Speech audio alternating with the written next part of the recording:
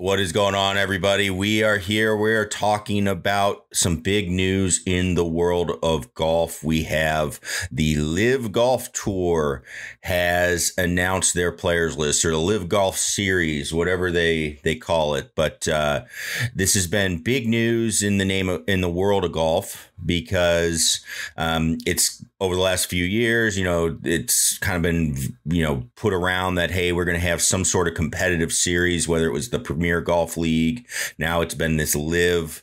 And I think they needed, some traction. I think that they got from bringing on somebody like Greg Norman, but we're going to go through all of that and we'll go from there and kind of make sure we talk about everything that's going on. So let's start with this as we go through on the LIV. I'm interested to hear everybody's thoughts on this as you're going through all this. And the big thing with the LIV is, first off, let's start off with what is the LIV Golf Tour. Okay, so let's start off with that. What is the LIV Golf Tour and what is the Golf Series? So what the LIV is a rival series that's come up where it's been headed by Greg Norman, which, let's be honest, I'm not sure that's who you want running things. He doesn't have a great relationship with the PGA Tour. So he's somebody that has kind of, I didn't know he was involved in the world of golf anymore. I know he does like wine and he does do golf courses, but I didn't know he really cared at all. And he tried to come back and do the US Open a couple of years ago, and he got canned after the first year because he was just so bad at doing the announcing. So I think that's something that, again, I don't know why you'd bring him on, but anyway, they did. So it's this rival series that's trying to go on, and they have some things that they are promoting to players to make it sound really, really interesting for them going forward, as, hey, this is why you should join this tour. So I think to get to that, we got to talk about a couple of things leading up to this and what was going on. So first off, we start with the tour, the PGA Tour. Let's talk a little bit about how the PGA Tour works and just tour golf in general. I think this is misunderstood by a lot of people. And this is where I think the LIV series was trying to draw some players by taking care of some of these things that players deal with every year on a year-to-year basis. So the way the tour works is you are essentially an independent contractor. So you're an independent contractor, meaning that you will show up, you play, and basically you do not get paid unless you perform and do what you need to do. So like, for example, in the mini tours, right? Like in Arizona and Florida and, all around the country and really the world, players basically, the way I think of it is they're like poker players. So if you've ever played like a poker game at your house, or a tournament at your house with some buddies, you all show up, you might, you pay $50, everybody, you throw it in and, you play, and a certain number of people are going to win money. So that's how golf works. You pay entry fees at these lower levels, and then you have to win or make the cut to get money back. And in a lot of cases, you don't get your money back on all of these. But, you really got to win in those lower levels to even start making any type of money where it's like, all right, maybe I could live off of this. Your goal is to move up and get to higher levels of tours. That's really what you're trying to do. So you move up. The PGA Tour is a little different in the sense that they don't really have entry fees for the events, but the players are still on their own for everything. So on the Foreplay podcast, Kevin Kisner had mentioned it costs him about 10 grand a week. He said that's pretty average for playing a tour event. You have to fly there. You have to rent a hotel or an Airbnb, which is what a lot of these guys do for an entire week. You have to get your caddy fees. You pay that. You have to pay for your You have to pay for your physio. You have to pay for, if you have a nutritionist, stuff like that. Some of these things that these guys do to play at this extremely high level, is expensive. So it costs about 10 grand a week. And if they do not make the cut, they do not get any money. The PGA Tour does not give them anything. They have to go out and earn that money that they get. Now, what most of the guys do is they get sponsors. So you see all the sponsors they have all over their shirts. The goal of those sponsors is to cover the expenses that they are going to face each and every week. Okay, that is really the goal. Now, obviously, certain ones make a lot more. But if we're talking about like the middle to low level guys, you're trying to cover those expenses. But if you're a lower level player and you never barely been on TV or anything like that, that could be even a challenge where you're going to have a hard time getting those expenses covered. So that's how the tour works. The tour, there is little things that the tour does where, they can get a retirement plan, pay into a retirement plan if you've been on tour for like 5 years, something like that. It does work, but with that, but it's basically, everything else. The tour makes all the money on everything else. So when there's sponsorships, there's TV deals, there are, they sell those sponsorship, the corporate tents, right? Those all go to the tour. Okay. And the other big thing nowadays that's come up is any digital assets go to the tour. So any shot that's hit during a tournament from Thursday to Sunday, the tour owns that. Okay. They take ownership. Players are not allowed to, they're not allowed to post that. They can reshare it from the tour's account, but that means the tour is going to make any of the digital, growth from that or digital monetization from that they make. And so the tour makes a heck of a lot of money compared to what goes to the players. It's not that much compared to what the tour makes. There's a reason TPC Sawgrass, they own all these TPC courses. They build these TPC courses. They own all those. Sawgrass, that clubhouse is absolutely massive. There's weird things that go with that. And so that's always been kind of the big contention with players is like, hey, are we providing you what makes you grow, or is the tour doing things that are growing the tour? And it's probably a little bit of both. But, the way I think about it, that's where we get to Phil, right? Phil Mickelson came involved with all of this, right? And this is where the LIV Series, I think, really gained traction. Was we started seeing how the tour works. This LIV Series was coming along and saying, all right, hey, you will get a guaranteed paycheck just for playing. No matter what, you're going to make a lot of money just playing in the tournaments. So they were really trying to throw a lot of money. Now, the issue is this tour is backed by the Saudi government, the Saudi regime, which we know they are not good people. They are terrible people. They commit quite a few human rights issues. It's kind of ironic that they are not very friendly to women over there, and they announced this the week of the U.S. Women's Open. That's probably in poor taste, if you ask me. Not a good way to get on people's good side. And they also announced it during Memorial Week too. But there's a lot of issues, and the thought is that they're trying to throw money at the problem, trying to do good through sport to kind of mask what they do in other areas of life. And so that's been the big issue. And what really brought it to a head was one of the biggest faces that was connected to this was Phil Mickelson. And Phil Mickelson was talked about a lot with it. And he had talked with a reporter. I guess he knew it was going to be in a book from what the reporter said. But I tend to hate these like unauthorized books. They had one about Tiger and stuff. I just don't like it. They just seem like, ways to collect money and be dirty journalists and stuff like that. But anyway, Phil said, hey, this is an opportunity. He's like, yeah, they're really bad over there. They're really mean. He's like, this also is an opportunity maybe where we could change the tour. I think what he's thinking is we could put pressure on the tour to make them make some changes. So kind of talking about what we had said before, hey, is there a way for players to get guaranteed money for playing in events? Is there a way? I think Phil's biggest thing was he's gotten bigger in social media. I'm hitting all these shots. You're showing all these shots on your channels and you're making money off of my shots.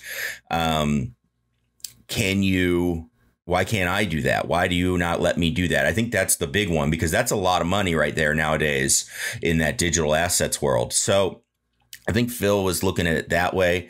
But the issue is Phil admitted, that he knows that these people are terrible and that, hey, to change the tour for him to make more money, he can overlook violations that are pretty heinous, where we are killing people and chopping people's heads off. That's what he quoted, and he was saying, he's like, I know they do that. And that's the big issue. Right.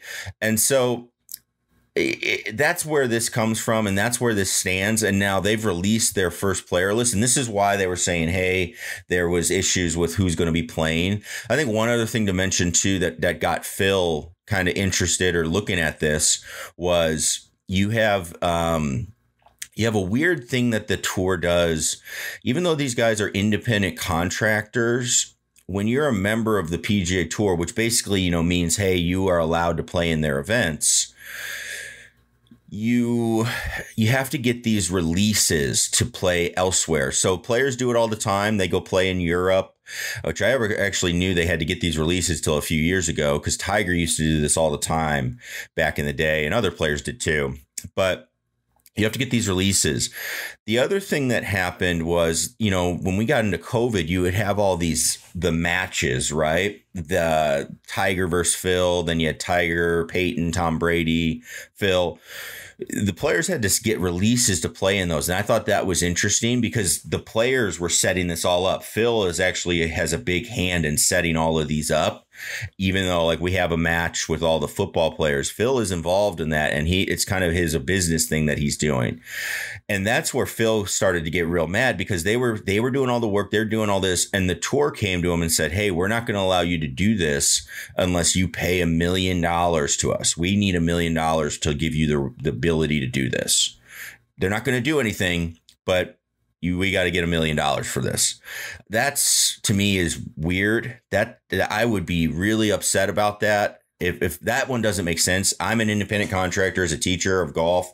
That's like a course, coming to me and saying, like a rival course, or, even something else like the PGA of America or something, saying, hey, you're going to go teach lessons. We need, 1% or 2% of all your lessons, just so you could say you teach them under the PGA. Now, that I would never abide by that, but I don't know. It's a weird thing. I'd be like, hey, are you going to guarantee that I get income? Because they don't. If I don't teach lessons, I don't get any income. That's the nature of what I do. So it's a weird dynamic that goes on as we're going through this. So I think that's the big issue as we are looking through all of this.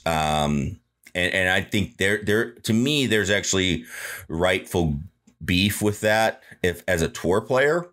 Now, is the answer you go to the LIV Golf Series? I don't think that's the right way to do it. I'll talk about that in a sec, but that's why there is this idea that there should be another tour that competes and can make things better for the players. Now, again, hard to feel bad when you see guys making $1 million, $2 million for wins, but we're not really talking about those guys. We're talking about the guys at the bottom rung.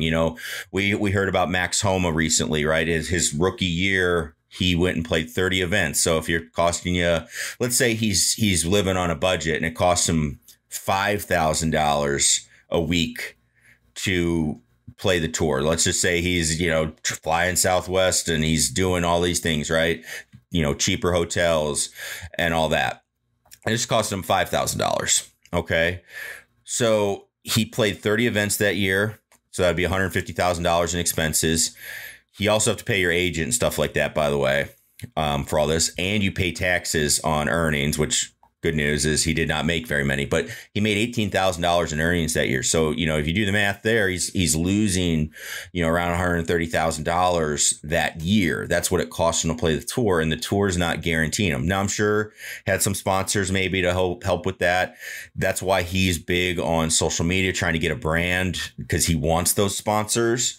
That's to help offset these costs. He knows what it's like, but I'm sure he lost money in that, or he definitely broke even. He didn't have money coming in going through that. So that's the challenge of what's going on. And so I think when you look at it, there's intrigue from players to do this. Now, the big issue, that you hear from the players that are looking to do this, like Lee Westwood and some other players, is, this isn't the only event that's the Saudis run, right? They are in F1 racing. They're in women's golf. They run women's golf events. They run European Tour events. They run other events. And we really haven't seen a whole lot of pushback or blowback to that. And then now all of a sudden there is, because now it's involving the PGA Tour. And there's a chance it's going to detract from the PGA Tour. So I think the tour starts bringing that up. I'm sure their media and PR team is throwing, hey, we got to get this out there, do this, do that. But I do think it's an interesting dynamic that goes on where, hey, up until the point where they get to the PGA Tour, nobody cared or didn't really care that much. But now they go through that. Now they have released the player list. They have released that player list. We now know people are going to go. Interesting enough, the biggest thing is Phil Mickelson's not on the list. So he's taken a lot of heat. I don't know. That's probably what affected his decision not to be on the list, I would assume. Or maybe there's still 5 or 6 names that need to be added. I know there's a amateur player that is coming off. He's playing in the national championship, and then he's going to be joining it because he's graduating after. And so he's joining in, and I can't, that would be very hard at his age. They're offering him like $250,000 plus like $6 million up front. Like, I mean, that's hard as a 21-year-old that you're getting into this professional golf world. That's hard to ignore. But Phil is not on the list. The other big surprise is Dustin Johnson is the biggest name. He is the highest ranking player that is on the list. You have Kevin Na on the list is up there. You have Taylor Gooch, who is actually a little bit of a surprise because he's an up and coming player, finally kind of getting some traction on the tour. You have Louis Oosthuizen, who I don't think that is such a big surprise. He's not really dedicated to the tour. He plays wherever he's got to play. James Piot, who won the US Am, he's in it. That's interesting because he's still an AM right now. I believe he won't be after this, but I'm assuming he's taking the money. But he is going to be doing it. That's interesting. And then, you have some of these other players where it's kind of like, all right, that's not that big of a deal. Hudson Swafford, Charles Schwartzel, guys that have kind of had some glory moments, but haven't really been relevant for a while. Sam Horsfield's another name, but he's over in Europe. That was interesting to see him on there, but he's an up and coming player too, and going through this. So, it's really a lot of players that I think, they are looking for the guaranteed money. I remember hearing about Jason Kokrak was interested in it because if there was a way he could make himself guaranteed money, his goal is to retire. He's not going to play the tour. His goal isn't about the legacy and all that stuff of his game. He's like, he wants to retire, grow up with his kids and have a good life for his family. So, that's hard to argue with. I'm not a parent, so I don't know how that goes, but it's, that sounds reasonable, except for the fact that, again, what you have to do to be able to secure that. So that's who you have on the list. Dustin Johnson, again, is the big one because a couple months ago he said he was committed to the tour. But let's be honest. Do we really think that Dustin Johnson cares about his legacy and what the tour means and all of that stuff? I don't think so. I think, he just wants to get some money, and then if he doesn't play another tour event, I don't think he cares that much. He'll play some majors. Those are not run by the PGA Tour. None of the majors are. The Players is what they try to make a major. They always call it the 5th major. That is the PGA Tour's marketing. Now, it's a great tournament, but they call it the marketing. That's the major of the PGA Tour marketing firm. They're like, oh, we have to have a major. And So they try to use the players for that. But yeah, I don't know if there's a whole lot of care from Dustin Johnson as he goes through this. And so, which is interesting because he's married to Paulina Gretzky and they're not short on money either. So, to put his reputation at risk, I mean, for money that he probably doesn't need, that's interesting to me. But, who's that to say? I don't know their financial situations as we go. But Peter Uline's another one. He's a professional player. He's played a lot in Europe. Chase Koepka, the brother of Brooks Koepka, he's been grinding it out in Europe and stuff.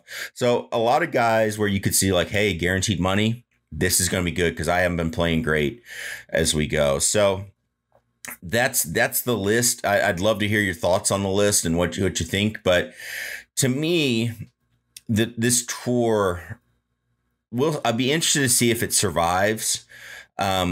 And what happens to the names of the list? Because if this is the list, are you going to grow the list if more people want to play?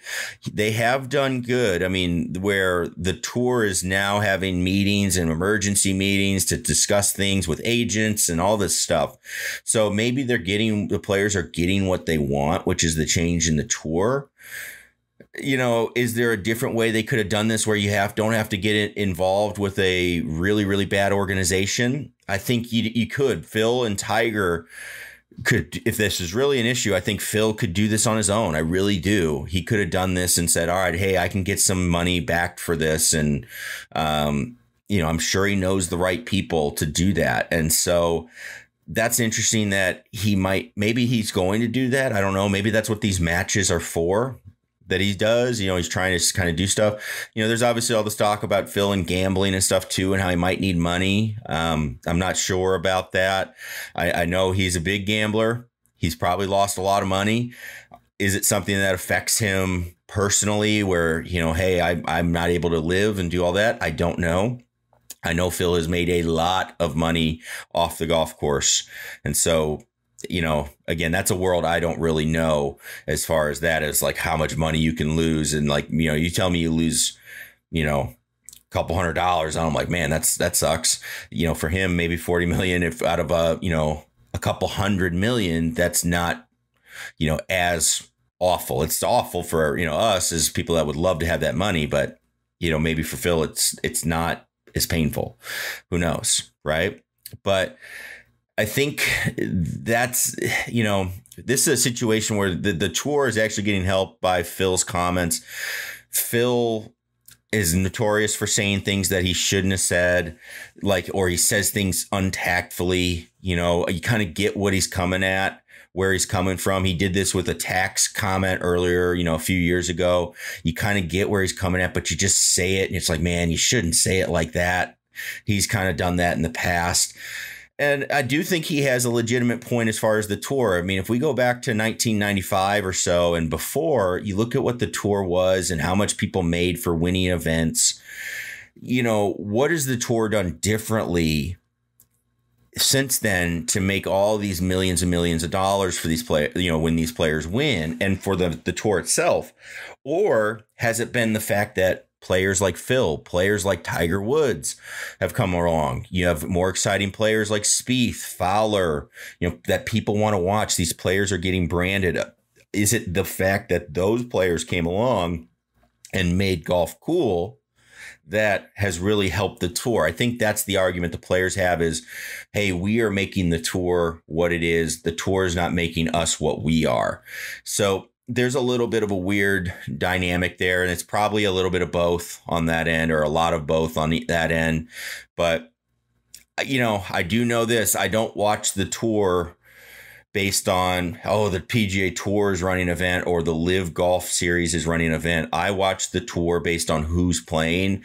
I do a little bit watch based on where the courses are, but this list right here of who's playing, I don't care to really watch any of these players.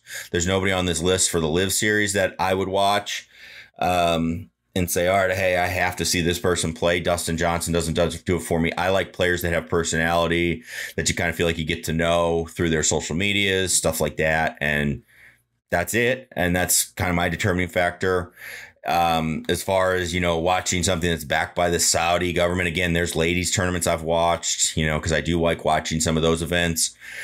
If you want to get into, I think that's an interesting conversation too. If you want to get into the morals of money and how people amass a lot of it, if we want to start saying, hey, I'll only watch things that are backed by people with moral money, right?